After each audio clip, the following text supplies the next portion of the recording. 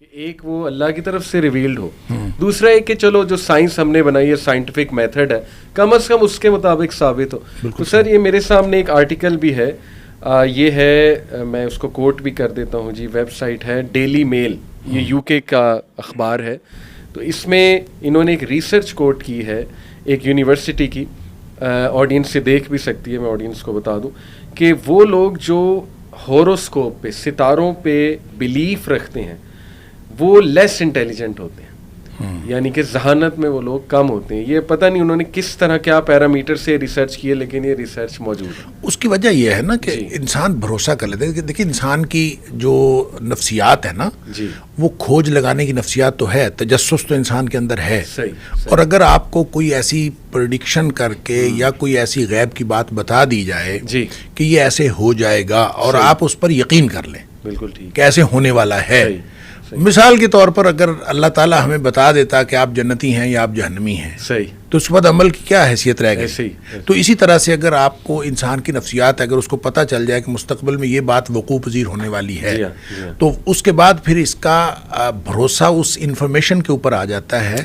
اگر یہ اس کو تسلیم کرتا ہے, اس انفارمیشن کا یقین رکھتا ہے, تو پورا بھروسہ اس کے اوپر آ جاتا ہے. لہٰذا پھر عمل کے اوپر اس کا ڈائریکٹ اثر پڑتا ہے. انسان لیزی بھی ہو جائے گا, انسان بے عمل بھی ہو جائے گا, اور ساری چیزیں.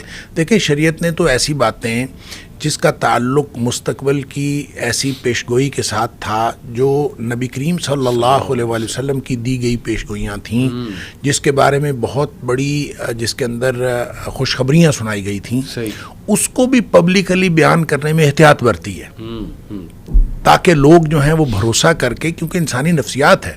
مثال کے طور پر وہ حدیث بہت معروف ہے کہ نبی کریم صلی اللہ علیہ وسلم فرمایا من قال لا الہ الا اللہ فدخل الجنہ, جس نے لا الہ الا اللہ کہا وہ جنت میں داخل ہو گیا.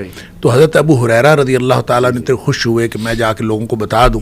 تو آگے سے ملاقات ہوئی, نبی پاک صلی اللہ علیہ وسلم نے اجازت بھی دے دی کہ آپ جا کے بتا دو. تو آگے سے ملاقات ہوگی عمر فاروق رضی اللہ تعالیٰ عنہ کے ساتھ. تو پھر وہ واپس آ گئے, جو بھی وہاں ہوا سو ہوا.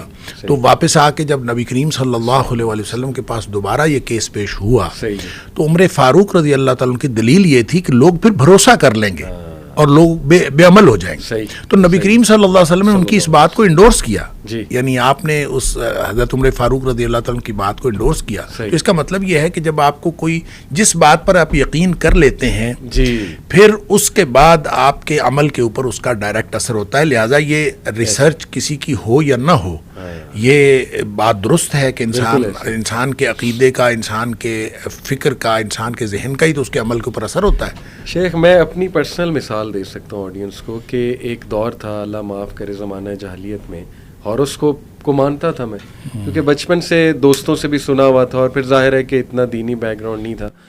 تو میرے ذہن میں ہوتا تھا کہ تھرسڈے میرا برا دن ہے, سیٹرڈے میرا اچھا دن ہے. تو وہ نا ایک شکست والا مائنڈ سیٹ آپ کا پہلے ہی بن جاتا ہے کہ یار کوئی نہ کوئی منحوس چیز جو ہے نا وہ اللہ معاف کرے تھرسڈے کو ہونی ہی ہونی. حالانکہ تھرسڈے کو تو روزہ رکھتے تھے اللہ کے نبی صلی اللہ علیہ وسلم. تو یقین کریں جب میں ان پہ بلیف چھوڑا, میں نے اپنی پرسنالٹی میں بہت چینجز دیکھی, یعنی میری پرسنالٹی بہت اسٹرانگ ہو گئی پہلے سے. تو میں اپنے پرسنالٹی سے بتا سکتا ہوں آڈینس کو کہ واقعی ہی جب تک میں ان چیزوں پہ بلیو کرتا تھا میری پرسنالٹی ویک تھی. خوف تھے مختلف قسم کے, وہم تھے کہ جی سفر کرنے سے پہلے انگزائٹی شروع ہو جاتی تھی, پتہ نہیں یہ سفر ٹھیک ہے کہ نہیں ہے. ماشاءاللہ ریلیجن نے دیکھیں, عقیدے نے, ٹھوس عقیدے نے, اسلام نے مسئلہ ہی حل کر دیا. استخارہ کرو, اللہ پہ توکل کرو. آپ کے اوپر آپ کے پاس ٹھوس عقیدہ اسلام کا نہ ہو, وہ تو ہم اخروی حوالے سے دیکھتے ہیں کہ کامیابی فقط اس میں ہے. لیکن دنیاوی حوالے سے بھی آپ کے پاس ٹھوس عقیدہ اسلامیہ نہ بھی ہو, آپ کے پاس کوئی ٹھوس عقیدہ تو ہو جس کی بنیاد عملیت پر ہو. اگر آپ عملیت کو چھوڑ دیں گے تو اصل میں تو دنیا یہ لیبلوکم ایکم احسن عملا, یہ جو امتحان ہو رہا ہے وہ تو عمل کا ہو رہا ہے. عمل سے زندگی بنتی ہے, جنت بھی جہنم بھی. یہ خاکی اپنی فطرت میں نہ نوری ہے نہ ناری. تو جب آپ عمل کو چھوڑ دیں گے, ہر وہ چیز جو انسان کو بے عملی کی طرف لے کے جاتی ہے وہ نہ صرف شرعی حوالوں سے درست نہیں ہے بلکہ انسانی حوالوں سے بھی انسانیت کے خلاف ہے. انفرادی طور پر بھی انسانیت کا نقصان ہے اس میں, اور اجتماعی طور پر بھی انسانیت کا بھلا اس میں نہیں ہو سکتا. بالکل ٹھیک. اچھا چلیں کوئی یہ کہے شیخ کہ جیسے کالے جادو کا ذکر ہے قرآن و حدیث میں, اور اس کی حقیقت کا بھی ذکر ہے کہ یہ حقیقی ہے. چونکہ وہ اب سائنس سے تو ثابت نہیں ہے کالا جادو, تو کیا اسی طرح یہ بھی کوئی مطلب اس طرح کا علم ایگزسٹ کرتا ہے, علم العادات کا, کہ جو چلے سائنس سے ثابت نہیں ہو رہا ہے لیکن اس کی حقیقت ایک حد تک ہے, جیسے بلیک میجک ہے؟ دیکھیں, جو جادو ہے نا, جادو کے بارے میں, اس کی حقیقت کے بارے میں یا اس کے وجود کے بارے میں تو ہمیں بتا دیا گیا کہ جادو ہے. ہاں جی, ٹھیک ہے, صحیح. قرآن میں اس کا ذکر آ گیا, ہم اس کو تسلیم کرتے ہیں کہ جادو ہے. میں نے تو پہلے ہی یہ بات عرض کی ہے کہ دو بنیادوں میں سے کوئی ایک بنیاد موجود ہو تو ہم اس کو تسلیم کر لیں گے. تو اس کی ایک بنیاد موجود ہے, جادو ہوا. حضرت موسیٰ علیہ السلام کے دور میں جادوگری کا دور تھا, اس دور میں جادو ہوا, اور اس جادو کی وجہ سے جو کچھ ہوا, جادوگر مسلمان ہوئے.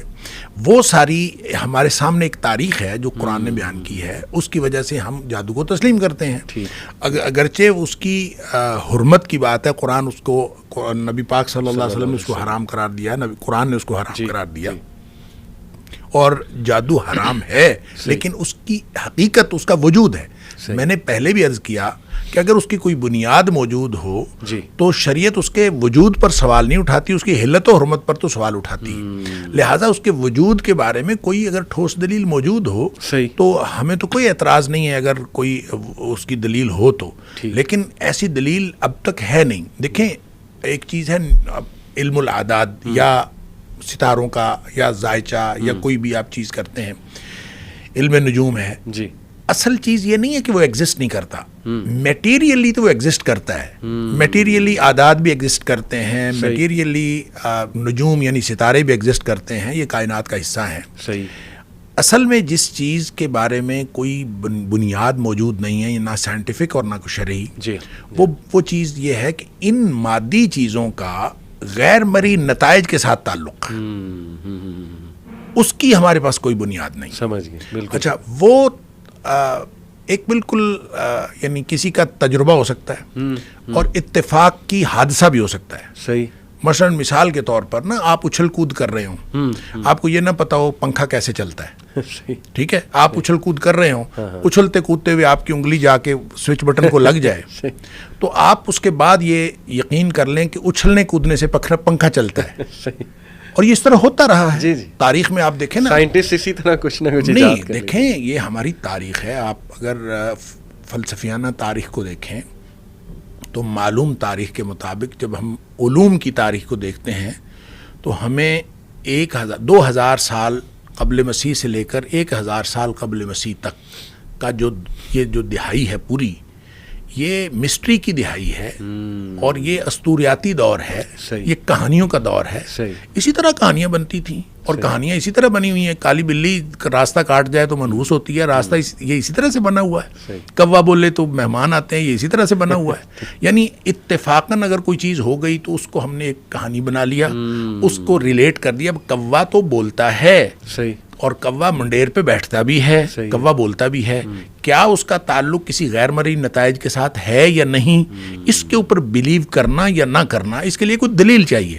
وہ دلیل آج تک موجود نہیں ہے سوائے اس کے کہ لوگوں کا تجربہ ہے, اور لوگ اپنے تجربے کی بنیاد پر یہ بات کرتے ہیں. اب تجربہ صحیح بھی ہو سکتا ہے, تجربہ غلط بھی ہو سکتا ہے, لیکن اس کو علم قرار نہیں دیا جا سکتا. وہ آپ کا تجربہ اور ہو سکتا ہے, میرا تجربہ اور ہو سکتا ہے. منڈیر پہ کوا بولے تو ہو سکتا ہے کسی کے ہاں مہمان آتے ہوں, کسی کے ہاں دشمن آتے ہوں, کسی کے ہاں کوئی حادثہ ہو جاتا ہو, کسی کے ہاں کچھ بھی نہ ہوتا ہو. تو یہ ساری چیزیں وقوع پذیر ہونا یہ بالکل ممکن ہے. اس لیے ہم اس کو اس کے ساتھ ریلیٹ نہیں کر سکتے.